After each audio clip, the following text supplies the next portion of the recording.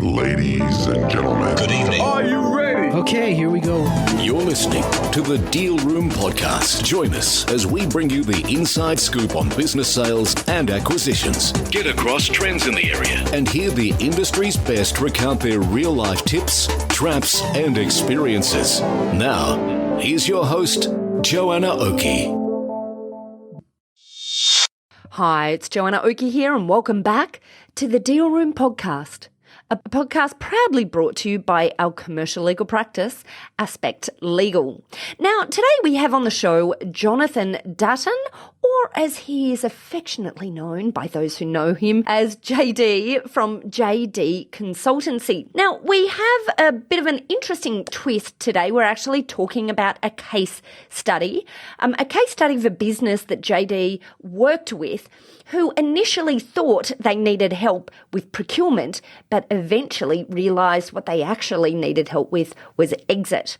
So it's an interesting story, I think, particularly interesting for our listeners out there who are business owners and perhaps trampling some of the tricky ground that goes with building and growing a business. And today we're really focusing on some of the issues that relate to revamping a business when you have exit in mind. So building a business from the perspective of making it something that has value at sale. So we look today at lots of different areas around cost cutting, consolidating businesses. We look at the concept of recurring revenue and revenue sources, types of revenue, and how they might impact value at sale. And we're looking at all of this from the context of some of the mistakes that business owners often make when they're growing their business.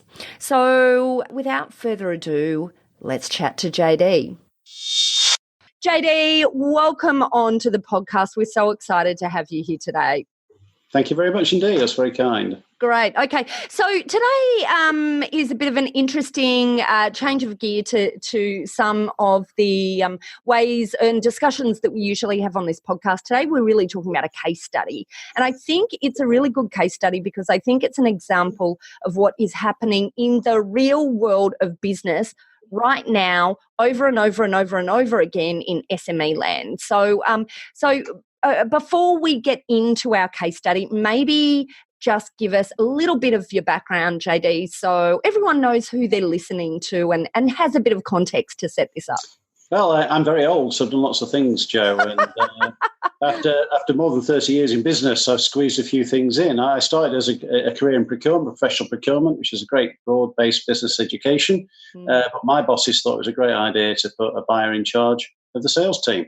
So I became head of corporate sales at that company, moved to another company as head of corporate sales. Then all salespeople want to work in marketing because they always think they don't do anything and go for long lunches and get paid more. So I joined the queue and ended up in marketing. I was marketing director for 2 public companies in London. And then quite by accident ended up as a COO of a peak body for marketing, the global peak body for marketing in London. And then was asked to start the peak body for procurement, my first career, here in Australia for this region. I did that for nearly 10 years and it became the 250th largest charity in Australia.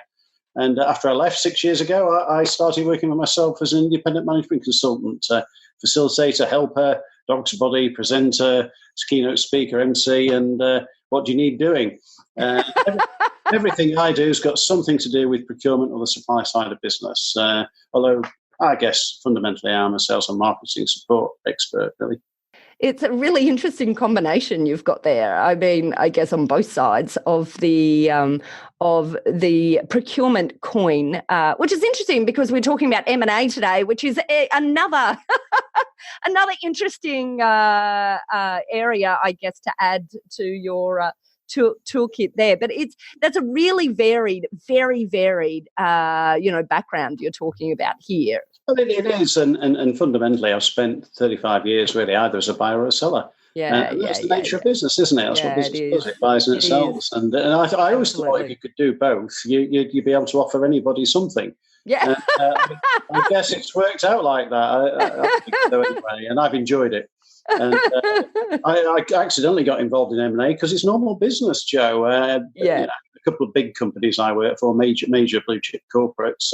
I was, the small guy on the team at the back helping out with a couple of major acquisitions. And then in the small business land, SME land, as you call it, quite rightly, of course, many SME owners and entrepreneurs want an exit path. Yeah. They feel their business is worth something, but they don't quite know how to value it, and they don't quite know how to position it for sale, and what to rest the value on. And I think even before it gets to that stage, a lot of them are confused about what they want. It seems to me a lot of them are great SME subject matter experts rather than small, medium business experts. And what tires them, what burns them out is business management day to day, learning to be a good manager, manage cost and the pressure of making the sales, about making payroll this month. And the ones I've worked with, that's what wears them down. They're in love with their business, in love with their subject matter, and still are. What they're looking for is release from what they became, a professional manager. They never set out to be that. And for me, that was a common theme in the ones I've worked. And I've done about, 4 or 5 successful acquisitions in the last 3 or 4 years, and a couple ongoing. And that's a common theme, I feel.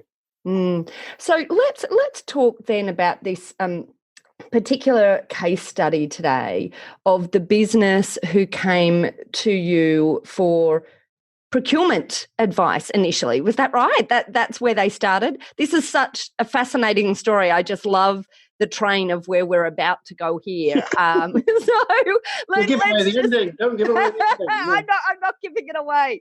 There's a happy ending. Not the spoiler alert.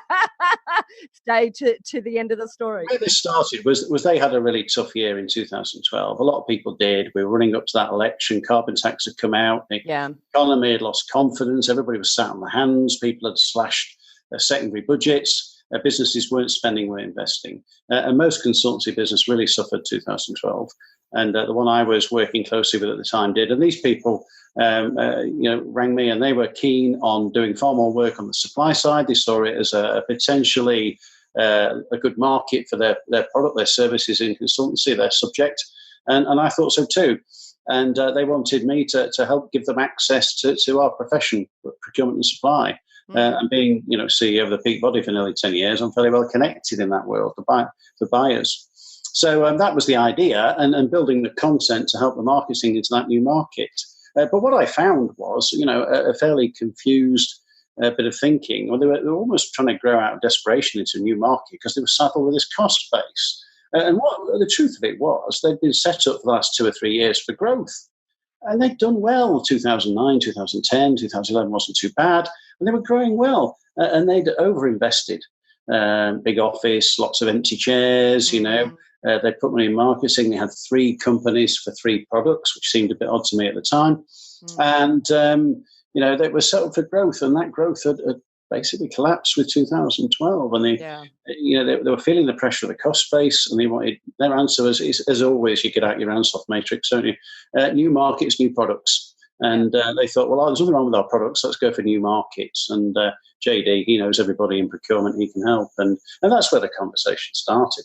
Right. Okay. So they think their need at the time is for someone to help them on the procurement side. So in you come, and what happened next?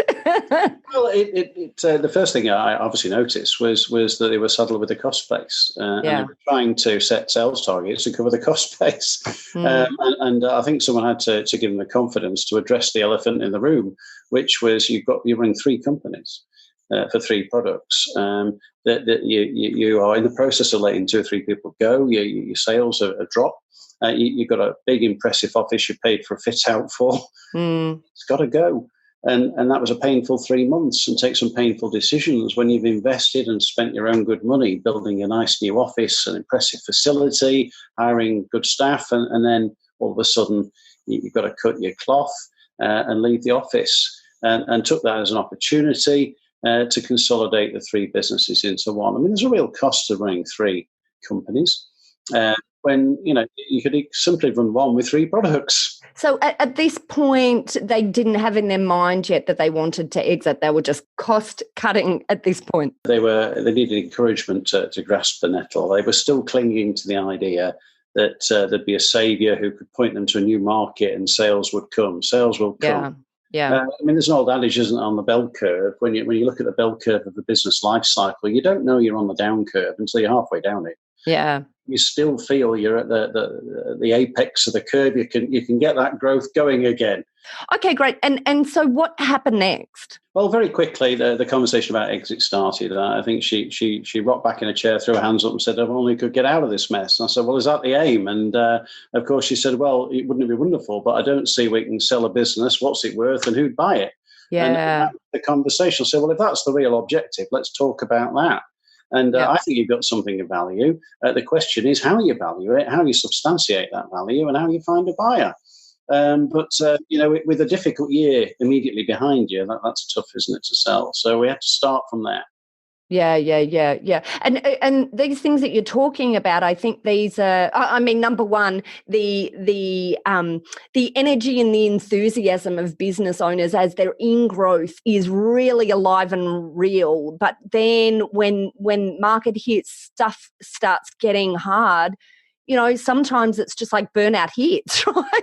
And but it's just right at that point that is the worst time to exit in many instances, right? It is. And because what's happened in reality, Jo, is people who are subject matter experts and in love with their subject, their passion for their subject, are dragged off that. And they're forced to become professional managers. And they never signed up for that. They didn't want to be that. In a lot of cases, they're not trained for that. And they've got to learn a lot of new stuff. They've got to learn about accounts. They've got to learn about people management. They've got to learn about finance. They've got to learn about property, in this case as well, super, and how to put sales and marketing strategy together and build value in a business. And it was almost immaterial what the business was about. Yeah. And both the two people running the business were great, respected subject matter experts. Nationally, internationally respected. The principal. She's very well known in her subjects and much sought after overseas. But we had to cut out some of the nice work, which didn't pay much, for the work that really did. And of course, she became a professional manager, and that's what she didn't want to be. Yeah. And that conversation early on enabled us to take hard decisions on cost fairly quickly, spend 6 months righting the ship, as it were, and getting the cost base fixed at a lower level.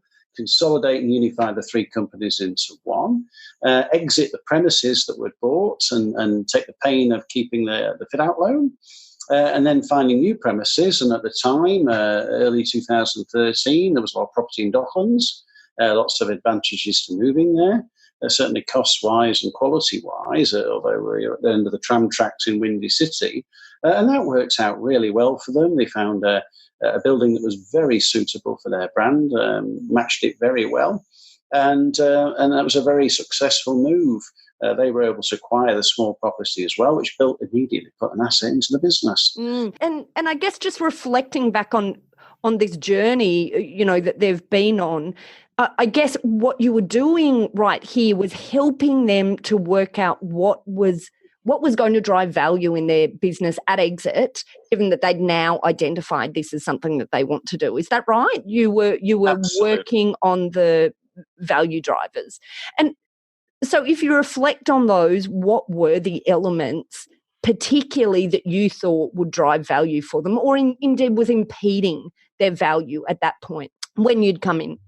First thing was to take that complexity out and put in a fixed cost base that looked very manageable and needed a simple target every month just to cover cost. And that reduced the staff base by half to do that as well, well as the office, as well as the cost of running three companies, and some of the spurious costs that built up. So we got rid of all that. And that was the first thing. Secondly, we had to say, all right, what's going to sell this business's track record? 3 dots on a graph. That is, this year, next year, year after. Tangible growth and proven ability to bring cash in. Yeah. And what drove that in part was customer contracts. Now, this was a modest consulting business, very specialist, very good at what they did. But every gig was a new gig. Every sale had to be made every time. What we needed to do was bring recurring revenue in. Yeah. And so we invented a couple of new product streams or variants of what we were doing that brought recurring revenue guaranteed contracts in the future. And that helped shore up, a revenue base that guaranteed pretty much the coverage of the cost base. So if you can get your recurring revenue every month, guaranteed income coming down the line at you from the order book, then you've already got, a workable business model. And then if you can, put contracts on the table and say these are established customers that will continue to buy even when I'm not here, then, proving that is part of the sale process, I think. And we did build in the property. Of course, they'd acquired a small office property, but it's a bit of a furphy that, because when the final exit came, that remained with the owners as an asset, as part of the deal, and effectively their super fund. But that was something else. Another factor in the marketing was brand association. So what I mean by that was we built in the partners, business development partners, channel partners, big brands, NGOs, networks, associations, people who respected the principal very much for her subject matter expertise, and were happy to be associated with a small firm to do that. And of course, that looks terribly impressive in a sale doc when you say, well, these big 6 brands are all partners and regular associates of ours, and we work with them often and frequently, and that added to the value in an intangible way for sure. But it gave the buyer confidence that those contracts were there and that capability was there. We also, of course, put in a new accounting system. So we moved off Excel into Xero.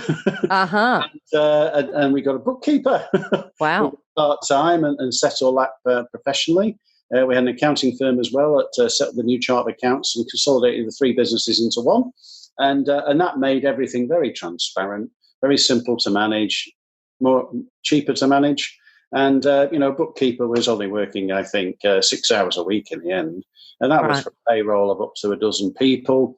He had it pretty well pinned down. It was a bit on autopilot, I suppose. When they were only making, 15, 20 sales a month, the paperwork was pretty easy to keep up with a package like Xero or one of the equivalents would have been the same, I'm sure. So, we were getting this business on an even keel, if you like, and minimising the amount of direct management time that was needed in favour of the subject matter expertise, which was what was sought after, really. And that was the challenge. And I transitioned from sales and marketing coach to become effectively the business coach pretty quickly, just to keep the business discipline to what we'd agree and keep the plan. And for me, and I think for them, it became all about 3 dots on a graph. If we can show 3 dots on a graph ascending at a reasonable growth curve and build confidence into a buyer thinking, well, those contracts are going to keep coming in and those clients are going to stick with this firm, then that was part of it. We also set a target for staff retention. And I say we were lucky, but it was well managed. She managed well to keep the staff who were great consultants, very good people. But of course, young, had done very well. And, after 3 or 4 years, they were thinking, should be moving on, really. And they'd certainly done a tour of duty. So, keeping the staff was a key part of the sale process. And so how long were you readying the business for exit, would you say? 3.5 years. 3.5 years. And at the beginning of that process, well, at the beginning of the process, obviously, you didn't even know that you were about to go be readying a business for sale because you thought you were there for something completely different. I thought it was there for something completely different. And I was there to give them access to the supply side of business and help them sell their products to a new market. And it seemed very relevant. I agreed that topic is very relevant to the supply side of business, certainly is today, since the new legislation came in. And, that was prescient in many ways, but wasn't really necessary. They had good products and good markets existing. There were other factors in the way, I think. Yeah. And so then you went down this path for 3.5 years. Did you at the beginning have in mind who the ideal buyer would be? Were you building this for sale to a particular person or organisation in mind? I think the honest answer is we had an idea, but as we went through the journey, other opportunities arose. An overseas buyer joined the conversation after year 2. And we couldn't really have tangible, meaningful conversations until after year two, 2 dots on the graph. And the third dot on the graph, was really the proof of the concept, if you like, proof of offer. And by then, it was fairly obvious we'd end up where we were. So in the end, the business was acquired by one of the big four.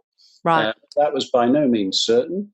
And I guess one of the challenges of that process is they have their way of acquiring businesses, and to a large degree, you have to fit in with their process. And it's a good process. It's well practiced. They've done it many times before, and it certainly eases the burden, the paperwork and the management burden on the seller. But you have to fit in, and part of that process is who gets a job at what level. And part of the business buyout process or the earn-out process, and then of course the KPIs that come with it, the targets that come with it, and how much in the middle, and how much at the end. And the further you go down that path, the more spurious the formula gets. And was it heavily weighted to an earn-out, the entire sale component? Or well, I'd coached them from day one that's where they were going to end up. So their mindset come round to that a little bit. And I guess after running your own business for whatever it was, 10, 12, 15 years, the last thing you want to do is become an employee with an earn-out. Yeah. And being hands-on, performance managed, if you like, by someone you've never met. Yeah. Especially when you're an acknowledged industry expert.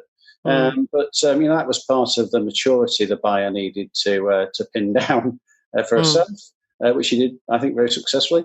And as part of that process, what came to light was that her true aim was to take her subject matter expertise one step further, perhaps into politics. And that became her true ideal, I suppose. So she built for herself light at the end of the tunnel. And don't let me give the wrong impression. She's not begrudgingly working for the big four whilst she watches the clock. She's certainly not doing that. But she's certainly got a new vision of what she might achieve in her expert field, given an opportunity. That is so, so important. And in many times on this podcast, we talk about the importance of sellers having a clear vision, understanding where they're going, why they're selling, and what life looks after sale, because, many owners are have spent many years completely integrated into this business. And then Absolutely. Selling, is a little bit like taking one of their arms. They realise afterwards, they think they want the arm gone, but as it turns out, it can be a the analogy I've heard many times is my baby. My baby, the business is my baby. And of course, it was more personal for them in a way. Her husband works the business well, and he was keen to retire, and he had a large retirement agenda. And he'd become, his hobby was professional management of the super fund, I think. And he was keen to retire and opt out. He was not a subject matter expert. So he was keen to do his own thing as well.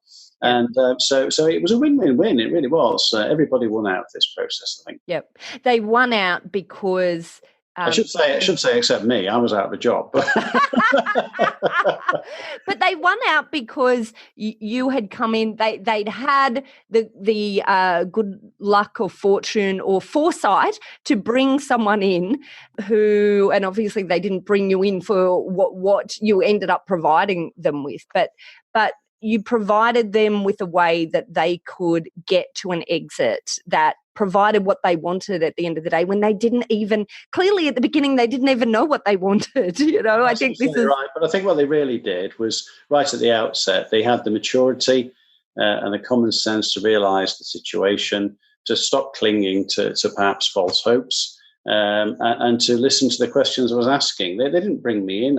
What we did was we had a conversation, and I asked questions they couldn't answer, and they were big enough and mature enough to accept that, rather than fob you off and say, I know the answers, it's my business, nobody knows more about it than me.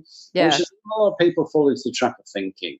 And what were some of those questions? Like, what's an example of those questions? An example was, why have we got 3 businesses? Why are we spending money on this? Do you realise that, the percentage of income you're spending on that?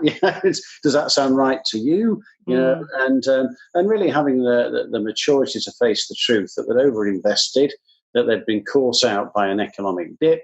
And that's the truth of it. And that confronted them with economic realities that they had to wrestle down. And that's where, the idea or the conversation started about exit around the same time. And they started to realise themselves what they wanted was not the burden of professional day-to-day management. That's the irony. When your business grows to a certain point, you'll find this, Joe, when you're a very successful business, you stop being a lawyer, you start being a professional managing director. That's right. Whether you want to or not. And the test I think life gives us is you become only as good as you can teach. Because you can't do everything as the principal. You can't do everything. Once your business reaches a certain number of people, a certain size, you can't do everything. So you have to teach other people to do what you could do, what you can do, and in many cases, what you can't do. And that's the challenge of it. And then you're faced with the challenge of hiring people better than you. And some people can't get over that, and their alternatives to hire clones. But no, that never works. You've got to hire people better than you at certain things. And then when you've got a strong team around you, your life's a lot easier. And you can teach what you can do. But a lot of people don't want that life. They're in love with their passion, and they're not in love with running a business. And I think that was the case here. And recognising that was key. And then once we'd given ourselves or given them permission to have the conversation about what they really wanted, despite the millstone around the neck they saw at the minute, then that released us into putting a plan together. And I guess my role over 3 years was systematically reviewing each bit of the business for efficiency and for alignment, and then keeping that business discipline, 3 dots on the graph. And when an enterprise came up or a great idea, as it always does in an entrepreneur's business, and why don't we just go overseas and do all that? And I put it, I'm serious, big conference in Europe, and we've been invited to Spain. We can turn it into a huge banjacks for weeks on end and take half the team. And I'm putting a price on that and saying, well, it's not just the cost, it's actually the distraction. And you're leaving Australia at peak business time here. There's 3 quarters in a year for marketing, not 4 in Australia. We've got this huge gap in the calendar. We've got a restructured financial year. And there's certain months which you effectively sell 60% in stock in 3 months of the year. And if you're not here for those 3 months closing sales, then the business will suffer. And it's about bringing business discipline and rigor into that calendar. And that's the role I was playing, really. And so if you were then to reflect on this story, I guess this beginning to end case study that you were a critical part of, what would you say is the learning in it for business owners who perhaps are at that point now of that high level of growth, or maybe coming towards the end of that high growth point and are starting to feel a bit fatigued? What are the questions that you would put to them? What are some of the learnings that you think are useful for them to be considering? Well, it's easy to say and difficult to do, to have the confidence to ask the real questions and most importantly, be honest about the answers. Honest to yourself. Don't lie to yourself. What do you really want and why? And a lot of people say, I don't really know what I want. I say, well, it's tough working out what you want. But having the honesty to answer those confronting questions, and stop clinging to false hopes, clutching at straws. We will get sales. We will be able to make payroll next month, and it's not working like that. We've really got to take some tough decisions and get over the emotion of that. And if you like, be a little bit more dispassionate about how you're running the business, to do the right thing ultimately for everybody, or most people certainly. Always tough when you've got to let people go. But the truth is, the business wouldn't have survived had you not. You'd have just driven yourself into the ground. So, the advice for me is to ask the honest questions, but answer them honestly, and listen to yourself and listen to people who are asking difficult questions. Often when I ask a question to somebody, they can fob you off, and I see they're lying to themselves. Oh, I know all about that. I know how to do this. We'll sort it all out. How hard can it be? We'll fix it, And they haven't got the focus, they haven't got the honesty, and they haven't really got the background to be able to work out and keep the focus on what's important. And one of the difficulties for entrepreneurs, they get distracted so easily. And a line I use with them is, we've got idea overload, haven't you? And they go, how do you know that? I said, well, yes, they all do. They've got 57 ideas. They say, well, you don't know my business. How can you come in and have ideas that I've not had? I said, usually I can't. You've been in business 10 years. There's not an idea you've not had. The problem is you're pursuing them all. It won't take 5 minutes. I'll just get it going over there. You're starting rabbits running all over the place. And before you know, and this is a very common thing, there's 57 initiatives going on and nothing's actually getting done. And you really, it sounds simple, but you've really got to sit down and say, right, what's important and what we're trying to do, and let's stick to that. And then the idea overload, well, you can do that later. Yeah. And so then, and obviously those questions in this particular instance led to actually exit. Sounds like a great idea. But my experience is actually that when people suddenly have the insight of the possibility of exit, it then becomes very hard for them to take the disciplined approach that you're talking about in this case study of sitting down and setting out the 3-year plan or 3.5-year plan and working through in a disciplined way and not pulling the ripcord straight away. Because many business owners are, they suddenly, particularly when they're at this worn out phase post growth, will finally hear the words exit and really they've only got 12 months left in them. Then that's it there, but then it's too late to properly ready it for sale in the way that it appears that you did with this business. So what would you say to that, I guess? And how do we get in early enough? First thing I'll say is that's absolutely true. I think that's absolutely, you've got to dig deep and you've got to really steel yourself to carry on.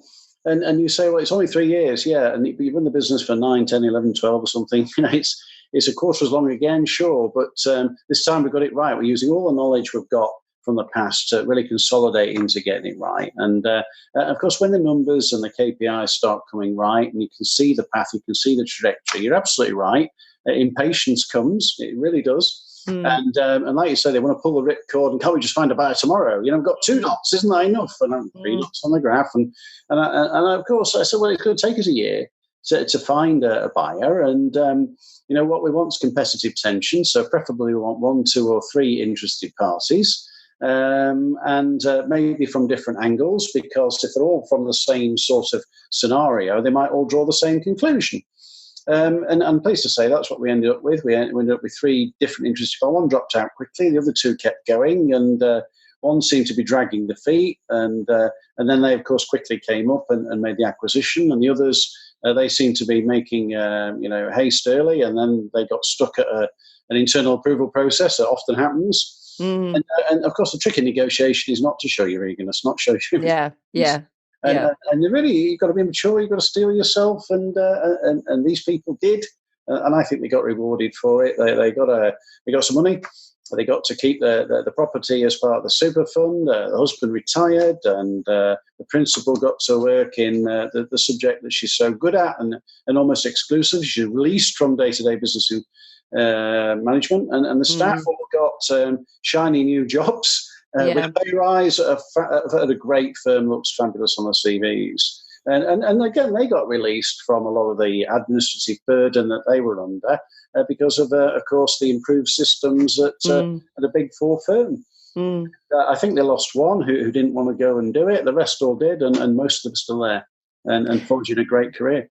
Well, look, I just love this story. It's been such a useful case study, I think, that's demonstrated a lot of really useful things to many business owners, I think, who are listening to this, that will recognise just a little bit of themselves in elements of what we've talked about here. Right. Maybe you do, Joe. I don't. Well, yeah, I'm not going to admit to any right here. It's far too public, JD, far too public. Maybe at 1 o'clock you'll admit it. Fabulous. Look, thank you so much for your time today. And so tell us if any of our listeners are looking to connect with you, How do they go about doing it? And what is it that you do these days, JD, that you can assist them with? I do all sorts of things. I'm a helpful guy, I suppose. Look, my nature is sales and marketing. I've been in business for 35 years, 20 years in huge businesses. I was very, very lucky, very well trained. And I've had the brutal reality in the last 15 years of working in very small businesses where we've really been chasing organic growth rather than acquisitive growth, which is the hardest growth, sweat equity, if you like. Yeah. So that's what I do. And most of what I do is something relating to procurement, supply side management, or usually sales and marketing to the chief procurement officers of the top 500 companies in Australia. But my website tells you everything you want to know about me, jdconsultancy.com.au. You find me on LinkedIn easily enough, Jonathan Dutton, and I'm not difficult to find. Well, JD, I just want to say a massive thank you to coming on to the podcast today. We have absolutely loved having you. You're very kind, Joe. Thank you very much. I've enjoyed it. Well, that's it for this episode of the Deal Room podcast. If you'd like more information about this topic, then just head over to our website at thedealroompodcast.com, where you'll be able to contact JD. You'll be able to get details of how to contact JD. You just be able to click through to his company, JD Consultancy, or also click through to him on LinkedIn. There on our website, you'll also be able to find details of how to contact our lawyers at Aspect Legal if you or your clients would like to discuss any legal aspects of sales or acquisitions. Here at Aspect Legal, we are all about driving successful and fast, easy deals. And we do this by using a 5-step methodology. So if you are interested in getting some assistance, then it's really easy to get started. We have a free initial discussion. Just head over to our website at aspectlegal.com.au, and there you can get yourself a free chat with one of our legal eagles to get you on your way. Well, that's it. I really hope you enjoyed what you heard today.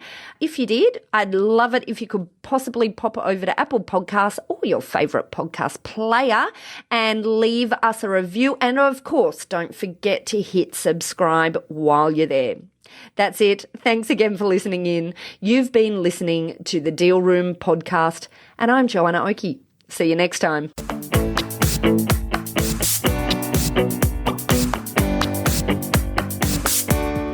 Aspect Legal has a number of great services that help businesses prepare for a sale or acquisition, to help them prepare in advance and to get transaction ready. We've also got a range of services to help guide businesses through the sale and acquisitions process. We work with clients both big and small and have different types of services depending on size and complexity. We provide a free consultation to discuss your proposed sale or acquisition. So see our show notes on how to book a time to speak with us, or head over to our website at aspectlegal.com.au. Ladies and gentlemen. That will conclude this evening's entertainment. Thanks for listening to the Deal Room podcast. To find out more about this episode and other episodes in the series, check out the show notes or head over to our website at thedealroompodcast.com.au.